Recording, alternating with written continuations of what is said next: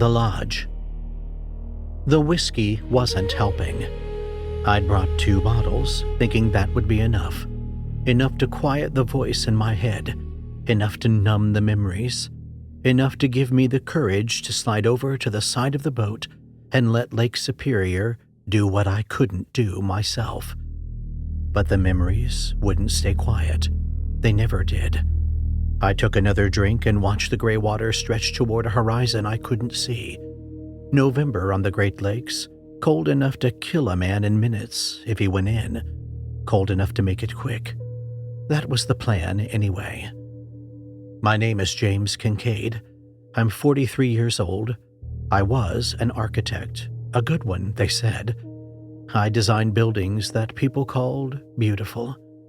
I had a wife named Sarah, and a daughter named Lily, and a house in the suburbs with a yard and a swing set, and everything a man is supposed to want. Had. Past tense. I was working late the night it happened. Big project, important client. The kind of deadline that makes you forget everything else exists. I called Sarah around 8 to tell her I'd be another few hours. She laughed, said she'd save some dinner, told me Lily had drawn a picture for me at school and couldn't wait to show me. "I love you," she said. "I love you too. I'll be home soon." Those were the last words I ever said to my wife. I was reviewing blueprints when my phone rang again, Sarah's number. I almost let it go to voicemail. I was in the middle of something. I could call her back in 10 minutes. I picked up anyway. The first thing I heard was glass breaking, then Sarah's voice, high and sharp with fear. James, someone's in the house." Lily screaming in the background, my daughter, 6 years old, screaming for her mother. "Sarah? Sarah!" More sounds I can't describe. Won't describe. The kind of sounds that replay in your head every night for the rest of your life. Then silence. Then the line went dead. By the time I got home, police cars were blocking my street. A cop stopped me at the tape, young guy, maybe 25, with a face that hadn't learned how to hide things yet. He looked at me, and I saw it in his eyes before he said a word. "Sir, you don't want to go in there? That's my house, my wife, my daughter. Sir, let me through. Let me through." He didn't. He held me back while I screamed and fought, while neighbors came out of their houses to watch, while the whole world narrowed down to those yellow tape lines and what they meant. They brought out the body bags while I was still standing there. 2 of them, one larger, one small. I don't remember what happened after that. They tell me I collapsed. They tell me I had to be sedated, that I spent 3 days in the hospital, that I tried to hurt myself before I was released. I don't remember any of it. All I remember is the sound of my daughter screaming and the silence that came after. They caught him a week later, a drifter, drug addict, breaking into houses for money, for whatever he could find. He hadn't meant to hurt anyone, he said. They surprised him. He panicked. He panicked. My wife and daughter are dead because a junkie panicked. The trial took 8 months. I sat in the courtroom every day watching him, this small, pathetic man who had destroyed everything I loved. I thought seeing him convicted would help. I thought justice would mean something. It didn't. He got life without parole, and I got a house full of memories I couldn't face and a silence that never stopped screaming. If I had just been there, if I had told my boss the deadline could wait, if I had come home when I said I would, instead of staying late for blueprints that didn't matter. If. The word followed me everywhere. It was there when I woke up, there when I tried to sleep, there in the bottom of every bottle I emptied trying to make it stop. If I had just been there. So here I was, alone on a boat in the middle of Lake Superior drinking whiskey and waiting for the courage to die. I'd sold the house, quit the job, cut ties with everyone who tried to help because help meant talking about it, and talking about it meant remembering, and remembering meant drowning in guilt so deep I couldn't breathe. Better to just drown for real. I finished the first bottle, started the second.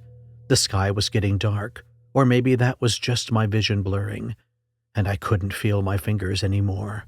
And I thought, this is it. This is the moment. Just stand up and step over the side and let the cold take you, and it'll all be over. I stood up, and the fog rolled in. It came from nowhere. One moment the lake stretched out in every direction, gray and empty. The next, white walls of mist surrounded the boat so thick I couldn't see the water beneath me. I sat back down, waited. The fog didn't lift. Instead, I started moving.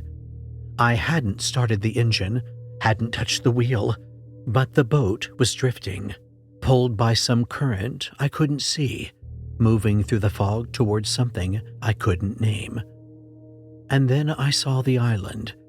It emerged from the mist like a dream. Trees and rocks and shoreline that had no business being here in the middle of the deepest part of the lake. I'd studied the maps before I came out. There was no island here. There was nothing here but water and cold and death. But here it was.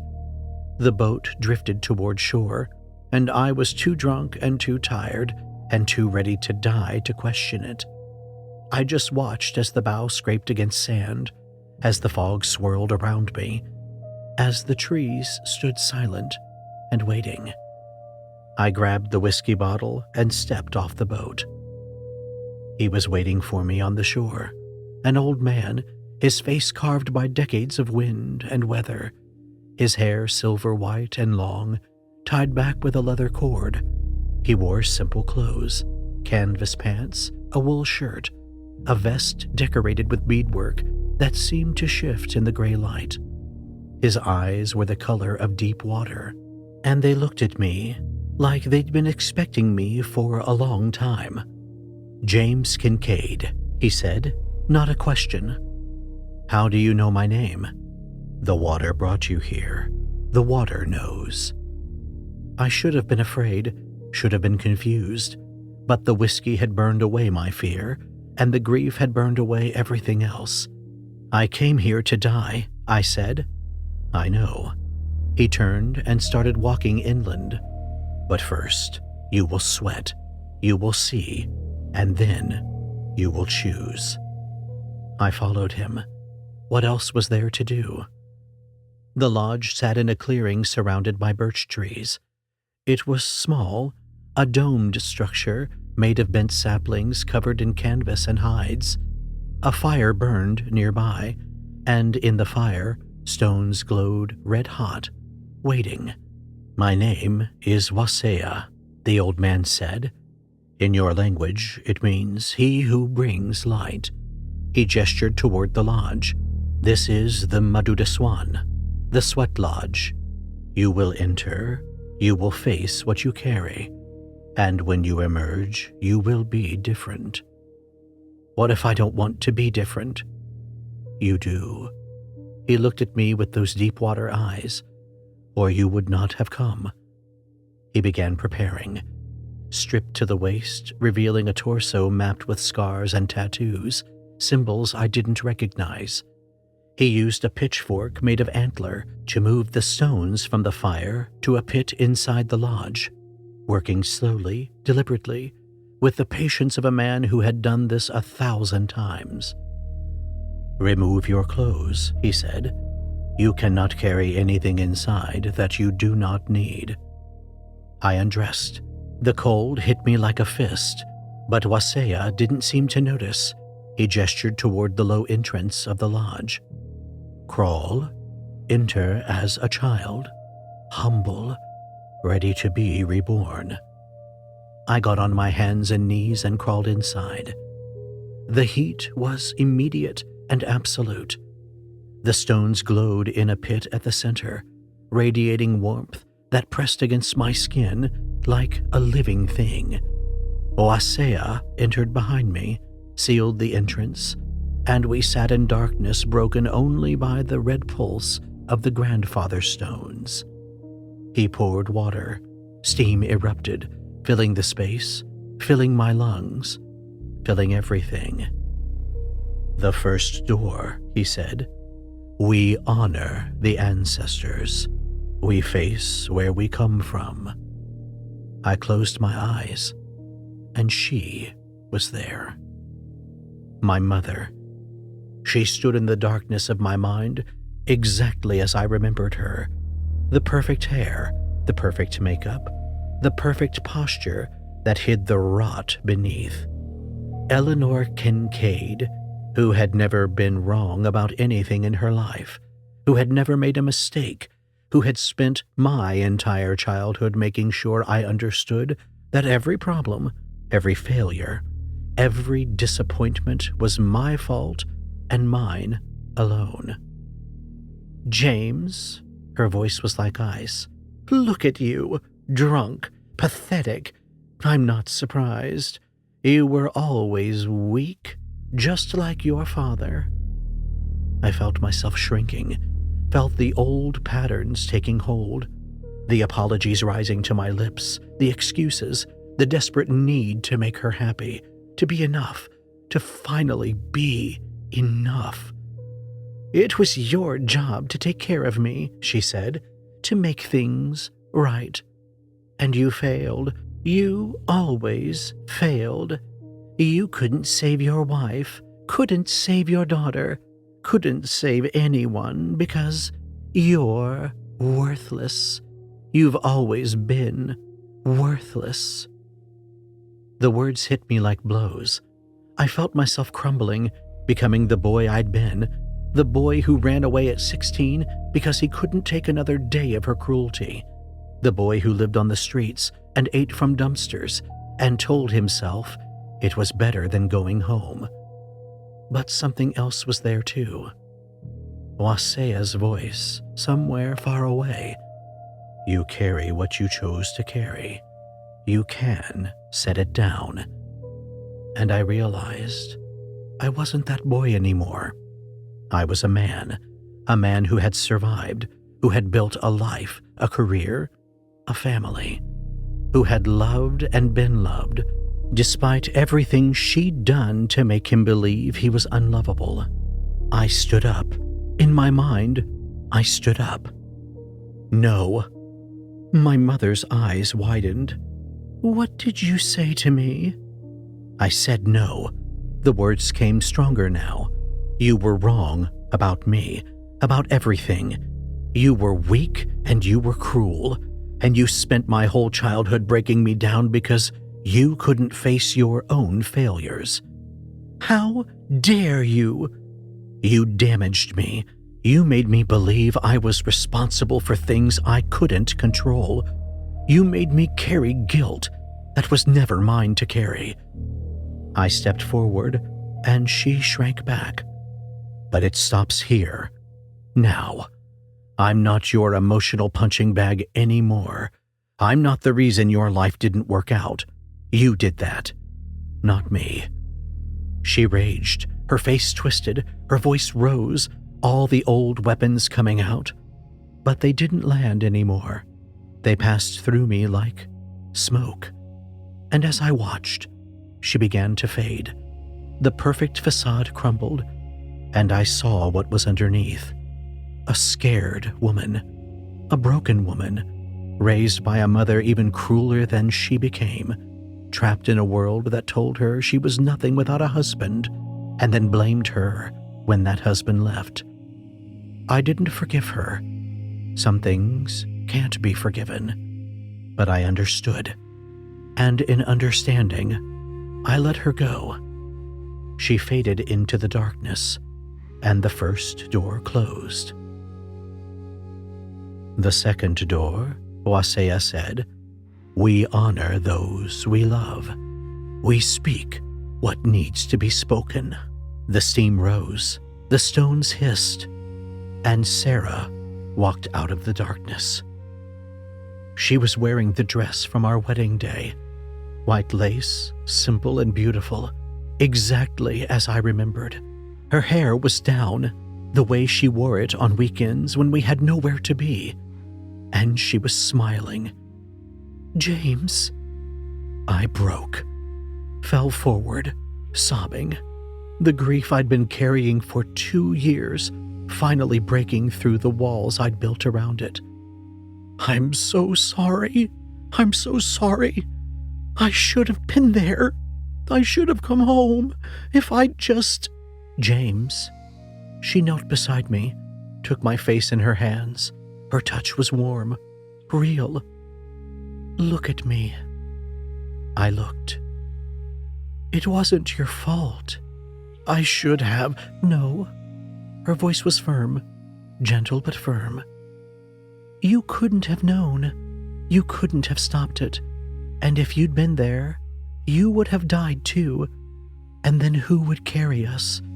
Who would remember Lily's laugh, or the way I snored when I was tired, or the Sunday mornings we spent in bed doing nothing? I miss you. God, I miss you so much." "I know. I miss you too. But I need you to live, James. Really live. Not just survive. Not just exist until the pain stops. Live." She kissed my forehead, and then she stepped aside, and Lily walked forward. Not the Lily I remembered, not the 6-year-old with pigtails and a gap-toothed smile. This was Lily grown, Lily as a woman, tall and beautiful, with her mother's eyes and my stubborn jaw. "Hi, Daddy." I couldn't speak, could barely breathe. "I know what you're thinking," she said. "You're thinking about all the things you missed, the graduations, the first boyfriend, the wedding you would have walked me down the aisle at." She knelt beside me, taking my hand. "But I need you to know, I felt loved. Every single day of my life, I knew you loved me. That doesn't go away, Daddy. That doesn't die.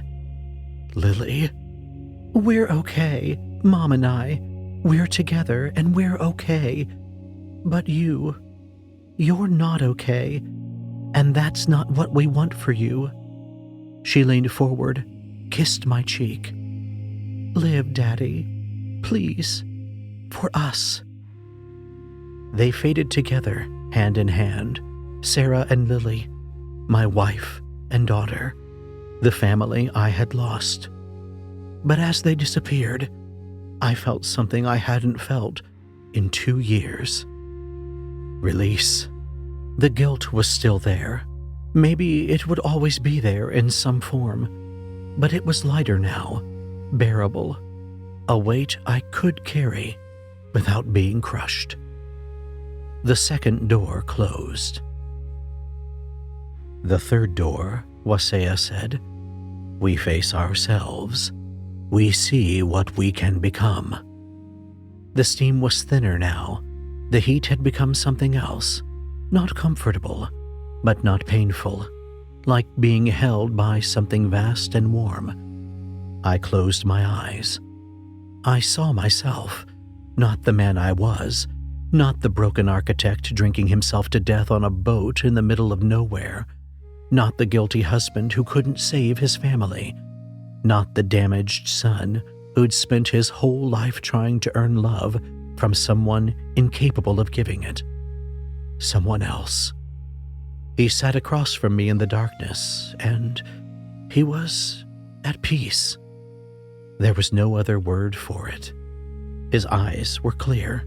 His face was calm. He carried no weight, bore no burden, wore no armor against the world.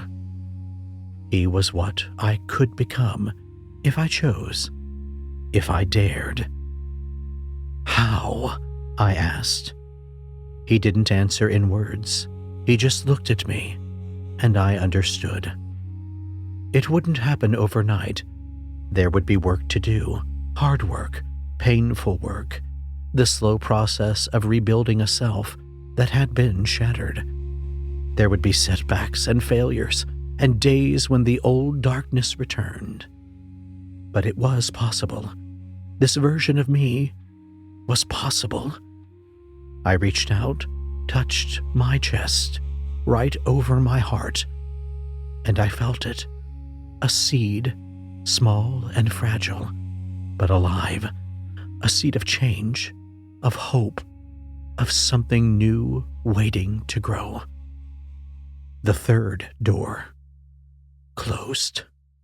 "It is done," Wasea said. We emerged from the lodge into cool air and gray light. I didn't know how long we'd been inside. Hours, maybe. The fire had burned down to embers. The forest was silent around us. Wasea wrapped a blanket around my shoulders, led me to a bed of pine boughs he'd prepared near the fire. "Sleep now," he said. "Tomorrow, you go home." "I don't have a home." "You will." He smiled, and his face transformed. The lines became gentle. The deep water eyes became warm.